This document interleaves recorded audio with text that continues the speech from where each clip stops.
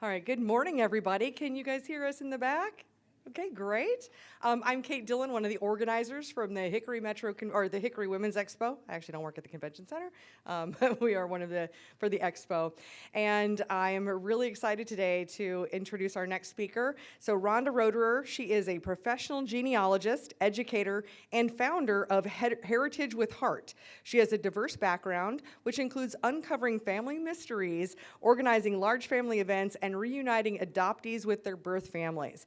Rhonda's educational outreach consists of seminars and workshops for historical societies, libraries, and conferences, including RootsTech, the world's largest genealogy conference. We are very lucky to have her here. She happens to be local. And so I'm very proud to announce Rhonda Roederer, if you could join us on the stage.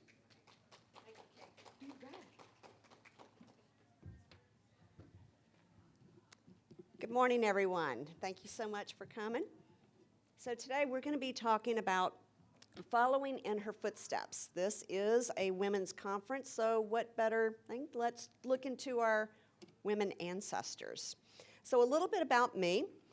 I had a very unusual background. I had a career for 40 years in the oil industry. I was a micropaleontologist, and it's a branch of geology. And what we do is we look at microfossils, we put an age to it, and then it helps to chase the oil and gas by being able to date these particular little one-celled sea creatures. So they're pretty fascinating, fascinating little part of history. During the times that I was out there on the rigs, I got to spend a lot of time on my hobby, and my hobby was genealogy. And my genealogy hobby ended up turning into a passion. And what brought it into being a passion for me was the people that I met, the people that actually opened their doors to me. Total strangers opened their doors to me.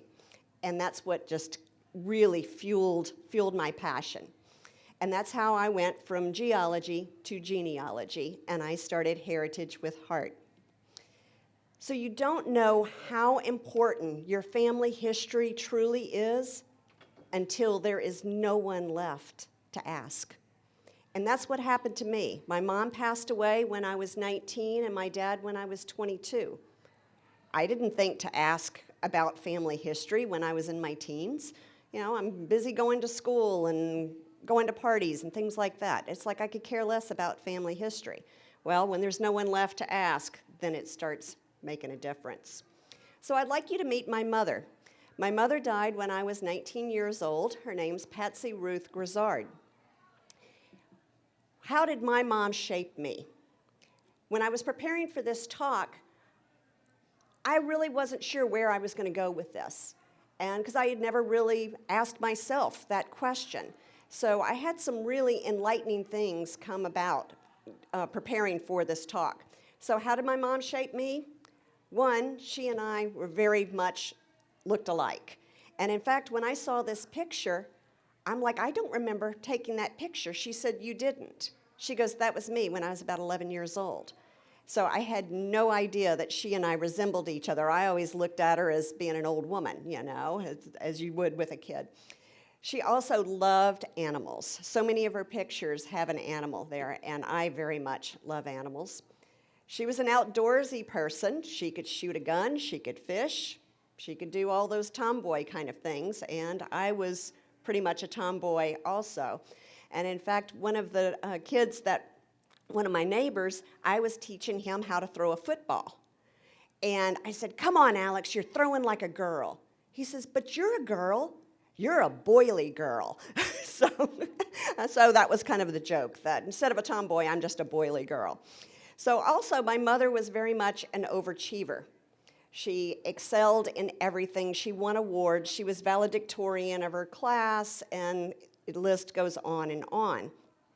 She was also a dress designer and a model. So you can see that she had a lot of aspects to her personality. So how did your mom shape you? Is it through your faith? Was your mother artistic? Is that what you get? Are you both artists? What about musical abilities? That's something I definitely did not inherit. Physical characteristics, you can see how she and I look so much alike. What about education? What is the importance of education in your family? Sense of fashion, resilience, work ethic. Well, how did my mom shape me? Well, definitely my love of animals, my love of nature. I have a very strong work ethic. Obviously, you can see the physical characteristic. And education. Education was very important to me, and the love of word games and card games. So ended up going into competitive Scrabble because I loved word games so much, and that was because of my mom. Also, the resilience and the grit. Well, being in a male-dominated field, yes, I need to have a lot of resilience and grit, and I'm glad I got that from her as well. And some of my other interests that I have were also very male-dominant, and that was another trait that she had as well. So I'd like you to meet my grandmother, Ruth Van Hooser Grizzard. I ended up inheriting my grandmother after my parents died, and so I took care of her until she died in her upper 80s. This is not a picture of her, but do you all recognize this person? Anybody? It is Marie Curie. She is the winner of 2 Nobel Prizes, one for physics and one for chemistry. Physics was in 1903, and she got her award for chemistry in 1911. Well, it turns out that my grandmother ended up going to college and majored in chemistry. And at that time, in 1925, when she was in school, there were only 88 elements on the periodic table. I used to joke with her and say, yeah, that's why you went into chemistry, is because there were so few elements that you had to memorize. You know, there were only like 20 or something like that. And I just used to make her so mad on that. But when I was in school, it was 103. Anybody have an idea of how many elements are on the periodic table today? 118. So it's kind of interesting how science keeps progressing. But obviously my grandmother was one of the trailblazers there with chemistry. Has anybody heard of a widow's peak? I'm trying to look to see if anybody even has a widow's peak. That was a physical characteristic that kind of persisted in my family. And so I was wondering, where did that term come from? Well, I did some research, and it was from the 1800s, where when women had to get into their widow's weeds, they had a cap, and it had this very distinct peak, and they called it a widow's peak or a widow's hood. Well, you can see that my mother definitely has a very distinct one, and so did her mother. And yeah, that's me when I was about 2-3 years old. So how did my grandmother shape me? Well, let's talk about how did your grandmother shape you? Is it the name? Well, my mom definitely got her middle name from her mother, being Ruth. What about creativity? Think about all of these characteristics and whether that was passed down. A sense of humor, your cultural traditions. Would it be that you have a family that recently immigrated and they want to carry on those cultural traditions? Social causes. Was your grandmother a caregiver? Was she a great cook? Does she have recipes that she shared with you and you want to pass down? Intellectual curiosity. Now that's a really interesting one there. We're going to get to that in just a second. But from my grandmother, I got her sense of humor. She had a really, really wicked sense of humor. Some of it got a little off color, you know, which I can appreciate. She had a lot of it going on. But she had intellectual curiosity. Even at the time when she was in the nursing home, she is looking through a magazine and trying to look at reading about aeronautics. And I said, what are you doing? She says, I want to know, how does an airplane fly? How can something so heavy and so big fly? So here she was interested in aeronautics. And then, of course, the other things on her night table were Harold Robbins and the Inquirer. So go figure. Yes, she was pretty well-rounded there as well. But I got a lot of that intellectual curiosity from her as well. So I'd like you to meet my great-grandmother, Nettie Haynes Van Hooser. Now, Nettie passed away long before I was ever born. So I really don't know anything about her, but then I can kind of look at maybe some of the things that I got from her. One, she is obviously a very petite woman. So here my mother is there to her left, and my mom is only about probably 11 years old there, and then another one of her grandchildren there. So she was a very petite woman. And I was named I was supposed to be named Rhonda Van Roederer. Well, when I was born, I was only 5 pounds, and they said, that name is way too big for that little girl. So my name is Rhonda Van Roederer. So that is a little bit that I got from my great-grandmother. Can a total stranger shape your life? Well, I'm here to tell you, yes, she can. Absolutely. So I'm going to take you on a little story with me, take you on a journey. It goes back to 1987. I was 22 years old. I had just graduated college 2 weeks, and my father passed away. It was a shock, and my grief ended up turning to shock once I started looking through his records, his military records. And I saw in his induction papers that he was single. Okay, makes sense to me, but then by the time he got out of the Army, he was married, and that happened to be 2 years before he even met my mother. And I found it in this adjudication form, and there I saw it in his own handwriting. Wife, Margaret Pilling Davis, living in Hotel Vigo, Hebronville, Texas, contemplating a divorce. I had absolutely no clue about this. My sibling had no clue. Nobody I talked to, they said, we never heard that. We never knew your dad was married before. So I was just absolutely haunted by this. Why would this not be discussed? Why did it have to be a family secret that was taken to the grave? Not just by my mother, but by my father and mother. I even found a picture of the hotel where she was reportedly staying during this time. So why the secrecy? I had 1,000 questions going through my head. Do I have a sibling? Is she still alive? Did my mother know? What the hell happened? Why did this have to be taken to the grave? So I was haunted by this woman that I heard was called Margot, Margaret Pilling Davis. Who is Margot? So I had to put on a detective cap. I started checking census records, city directories, cemetery records, death certificates, obituaries. And the most important thing when you're searching, trying to find the root of a mystery, boots on the ground. This will serve you well. So with her middle name, Pilling, I'm thinking surely that's got to be a family name. Sure enough, it is. She was named after her great-grandmother, Margaret Pilling, who died way before she was ever born. I even found her birth announcement. She was born November 28th, 1921 in Oklahoma. Well, that kind of slapped me across the face. That happened to be my birthday. Another coincidence here. She was an only child. Interestingly enough, my mother was also an only child. She came from an oil business family. Her grandfather, 4 great-uncles, and her father were all very much involved in the oil business. And her mother was a bit of a blue blood. She was a member of the DAR. Now, when I say that her family were pioneers in the oil business, I'm talking true pioneers from the first time that oil was discovered in the United States and Pennsylvania in the 1870s. This family would chase the oil booms across the country. They went to West Virginia, Ohio, Oklahoma, Texas. The only one they seemed to miss was Louisiana, but my father and I took care of that one. So I wanted to know so much about her. I wanted to really get in this woman's head, try to find out what is the true story. Why did this happen?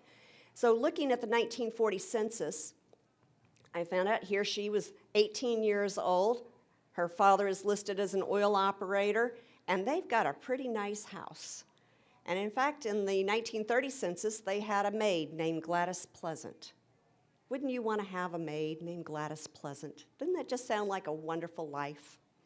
She seemed to really have a great life. Well, that's in 1940. Let's look what's happening to my dad. 1941, he enlists in the Army. This is where he ended up meeting her in Texas, and they got married 4 years later. And sure enough, I found the marriage certificate. They got married in February of 1945. He brought her home to Kentucky to meet the family. Everybody loved Margot, from what I hear. They loved her so much, they said she looked like a movie star. She was like Loretta Young. Everybody loved Margot. So sure enough, Dad had to leave Margot, and he was shipped off to India for 7 months. This was 1 month before Germany surrendered and 2 months before Japan surrendered. So he was just in a replacement battalion. So when he's coming back home, he gets ready, he lands in Indiana, is where he was being discharged, picks up the phone. He says, "Hey, Margot, I'm back home. We're ready to start our life together." She says, "No, I want a divorce, and don't come find me." That just came out of the blue. Supposedly love letters were going back and forth the whole time that he was there in India. But then now, why does she want a divorce? So she files for this divorce, and some of the things that she put in the testimony made me livid. Plaintiff was forced to separate from defendant in June of 1945. Well, I don't think she was forced. I think the government forced that separation, right? That was when he got shipped off to India. Defendant was addicted to the excessive use of intoxicating liquors, cruel and inhumane treatment, and brutal and outrageous conduct towards the plaintiff. Plaintiff suffered both physical and mental anguish. This was not my father. I'm like, who is this woman talking about? And how dare she write this stuff about my dad? If she was in front of me, I would have strangled her. So he was served the divorce papers during a family picnic, and he was devastated. He didn't contest it. She could just say anything she wanted. So the divorce was granted. And I'm sure at that time you needed to kind of really have an excuse to separate. You just couldn't have irreconcilable differences. Well, then it went a little bit further where I got copies of the divorce testimony. This gets pretty interesting. Almost kind of leading the witness here. Was he addicted to drink? Yes, sir, excessively. How did he support you? Very well? No, he spent all the money, war bonds, everything. How long were you with him? 2 months. Do you want your maiden name restored? No, I do not. Now, ladies, think about this. If you're with this guy that has been mentally and physically giving you trauma, you don't have any children together, you don't have any community property, why do you want a reminder of his name, of that no-good SOB? Does that make any sense? It didn't to me. But guess what? I found out that the parents disapproved of the marriage. They were forcing her. How do I know this? Well, it took me 27 years to find out what this story. So all the information that I'm sharing with you, it took me 27 years to get. So let's look at my father's life post-divorce. He went to University of Kentucky. He actually re-enrolled because before he went off to war, he was majored in business at University of Kentucky. Now, he happens to have switched his major to geology. Why? I would love to ask him that. Could it be he saw the influence of his ex-wife's family? Was he trying to prove something to her, to them, that he was worth something? Or did he just see it as a lucrative option, more so than just business or farming, like his family had for generations? Well, this is actually where he met my mother.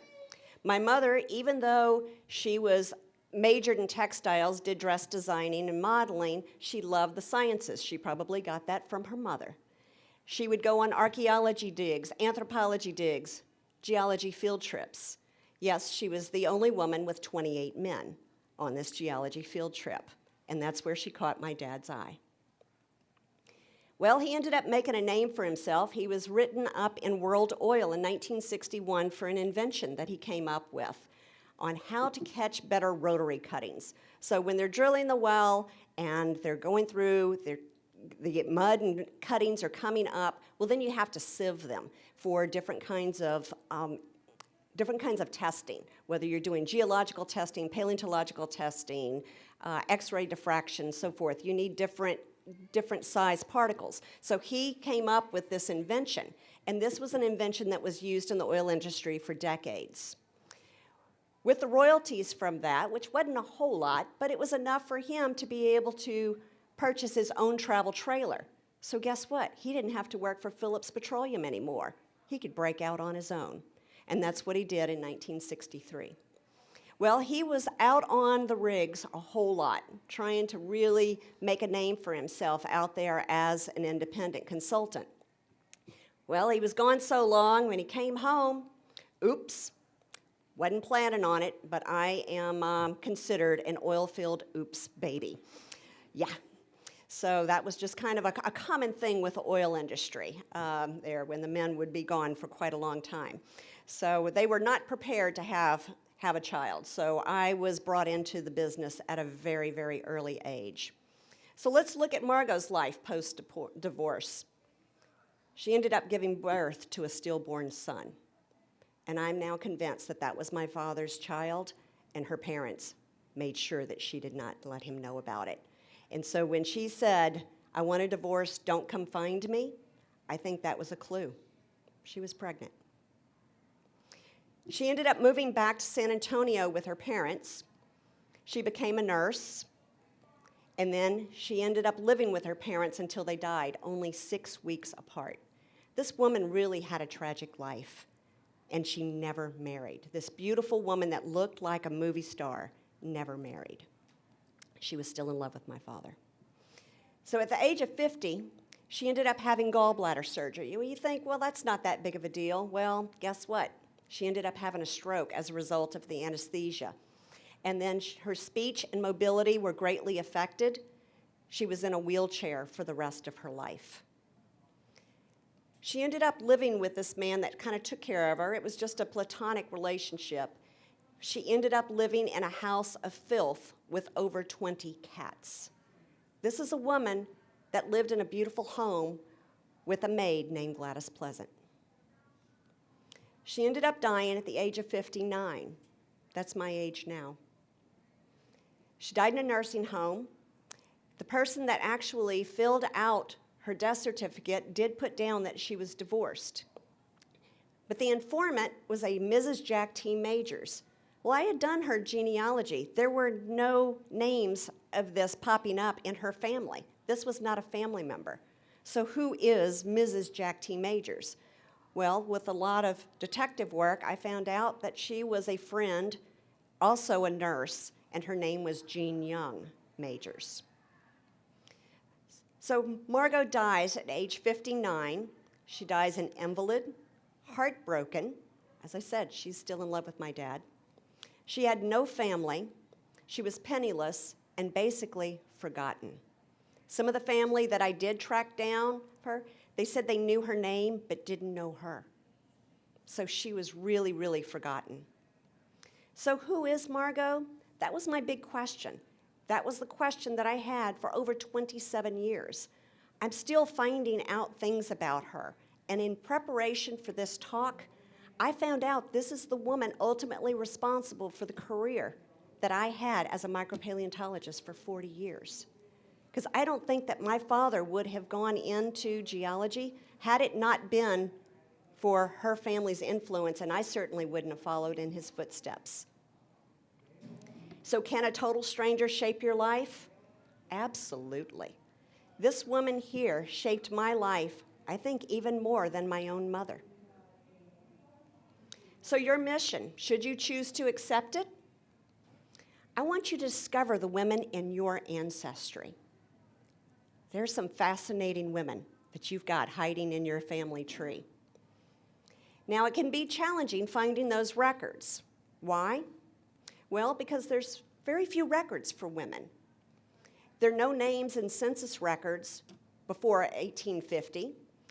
Most women couldn't own property. They changed their names when they got married, like Mrs. Jack T. Majors. Multiple marriages when they outlived their husbands, and they were only referred to as Mrs. Like I said, just like Mrs. Jack T. Majors. But women are communicators. They're the writers. That's where you need to go for the real good stuff. And when I was going through a box of my genealogy inheritance, I came across a letter that my mom had written to her mom on her birthday. And it started off to the sweetest mother that a girl could ever have. And then it was signed Little Stinky. I had never, ever heard my mother called that nickname. And then all of a sudden, this memory came flooding back to me. And I remembered she used to call me stink pot, and I hated it. I thought she was being mean. And I'm just like, that is just a horrible thing to call somebody. But that's what she called me. And now I'm looking at it, it's like, I think it was really a term of endearment. She never told me where it came from, and I never thought to ask. Some of the other sources to tell your women ancestor stories, newspapers. Newspapers are amazing. Church bulletins, directories, cookbooks, and even the wills of people in their lives, their brothers, their uncles. They can mention these women in their wills. And here with the newspapers, I love this one about the hysterical women. Let's see. I'm trying to read on this thing. Wait, here, it's better for me to think. Are you nervous or unreasonable? Subject to sudden tears and violence, outbreaks? I mean, they just have these funny things, the way that they wrote it, especially how they're having these women. So what will be your legacy? How will you shape your descendants? All I can say is share your story. Share it. Because you don't know how important your family history is until there's no one left to ask. So unlock the past and inspire the future. Tomorrow, I'm going to be talking about obstacle or opportunity, breaking barriers, and season success. And that's going to be at Sunday at 11 a.m. I'm going to be over in the Hickory Landmarks booth, and you're going to be in for a treat at 2 o'clock today that Leslie Keller is going to be talking about Hickory's women and how they shaped the history of Hickory. So thank you. Anybody have any questions? Anybody have any interesting stories about their female ancestors? The day after my grandmother died, her sister called and informed us that she had previously been there and we didn't know. Another family secret, right? That's right. So, well, thank you so much, and y'all can stop by the Hickory Landmarks booth, and feel free to ask any other questions there. Thank you.